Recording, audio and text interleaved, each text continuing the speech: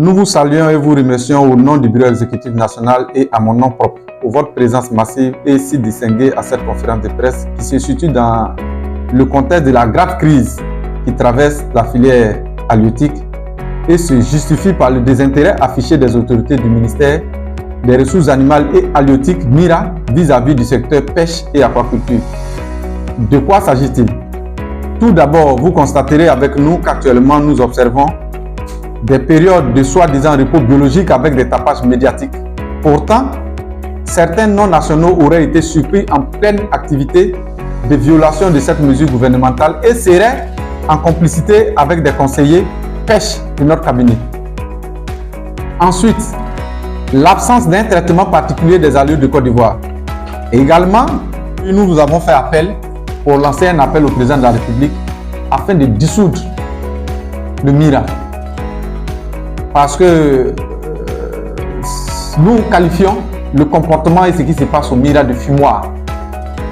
Et ça, nous ne pouvons l'accepter. Nous allons nous battre jusqu'à ce que le président nous écoute. Il faut retenir par là sur la consommation annuelle de protéines. Je parle du poisson de la Côte d'Ivoire qui est de 650 000 tonnes et seulement 110 000 tonnes représentent la production locale. Et je vous fais cette révélation-là que le cabinet prend 4 francs par kilo sur la pêche fraîche, c'est-à-dire le poisson débarqué au port d'Abidjan. Pour ces 4 francs, quand vous prenez sur les 450 000 tonnes qui représentent l'importation, multiplié par 4 francs, vous savez ce que ça donne. Donc, pour uniquement la pêche fraîche, nous nous retrouvons à des milliards de pertes, sans compter les autres recettes et les postes d'entrée. Voilà pourquoi il est temps, parce que cet argent n'a pas de traces dans les caisses de l'État. Il est temps de dissoudre ce ministère et ramener tout simplement chacun dans son ministère de tutelle. C'est la sourde oreille. Et ce qu'il faut comprendre, c'est que à chaque fois, c'est des menaces que nous recevons. Parmi ces menaces-là, on nous laisse entendre que si nous, on n'est plus en Côte d'Ivoire, la Côte d'Ivoire ne va pas se renverser. Je ne sais pas ce que ça veut dire. En plus de ça, on essaie de nous faire entendre que notre ministre serait le bon petit du président. Donc, ce qu'on veut là, on n'a qu'à faire, ça ne va nulle part. Et nous continuons de pleurer et de crier et de revendiquer jusqu'à ce que le président nous réponde. Voilà pourquoi nous lançons l'appel au gouvernement pour dissoudre le ministère, ramener les halieutes aux eaux et forêts, ramener les vétérinaires au ministère de l'Agriculture, ramener les autres techniciens au ministère de l'Agriculture pour assainir ce milieu. Ça ne représente pas une bonne image pour l'État de Côte d'Ivoire. Une marginalisation des acteurs du secteur privé de la pêche et de l'aquaculture. Conséquence de ce désintérêt affiché. Brigandage des prérogatives du ministère par des ministères frères. Difficulté d'encadrer, de protéger, de conserver convenablement la ressource halieutique et les acteurs de la pêche.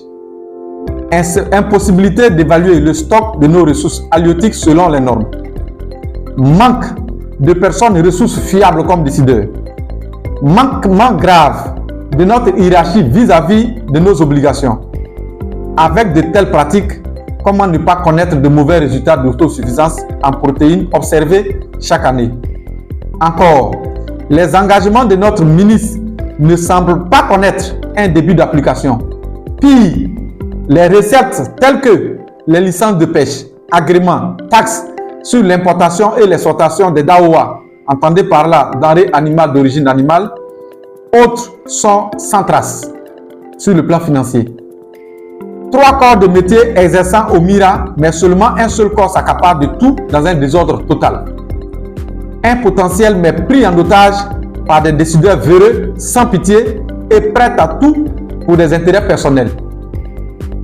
Tous ces constats qui ne sont que des parties visibles de l'iceberg justifient aisément que la filière a urgemment besoin d'être restaurée en la ramenant sans condition au ministère des Eaux et Forêts. C'est pourquoi les agents de la pêche et de l'aquaculture et les acteurs de la filière qui travaillent dans des conditions difficiles et ne bénéficiant d'aucune considération ne sauraient être tenus pour bouc émissaire dans la collecte des recettes et des attroiements des décideurs détenteurs d'obligations.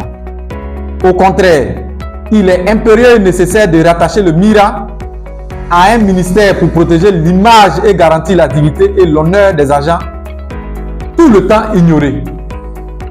Pour cela, le SINASI exige la validation et le traitement particulier des halieutes, la nécessité de l'organisation des états généraux de la filière halieutique et la mise en place d'un comité de concertation et de suivi de l'application de ces résolutions.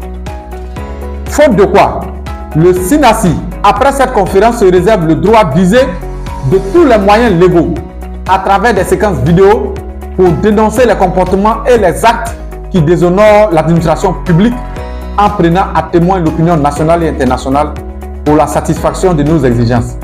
Vive la filière halieutique, je vous remercie.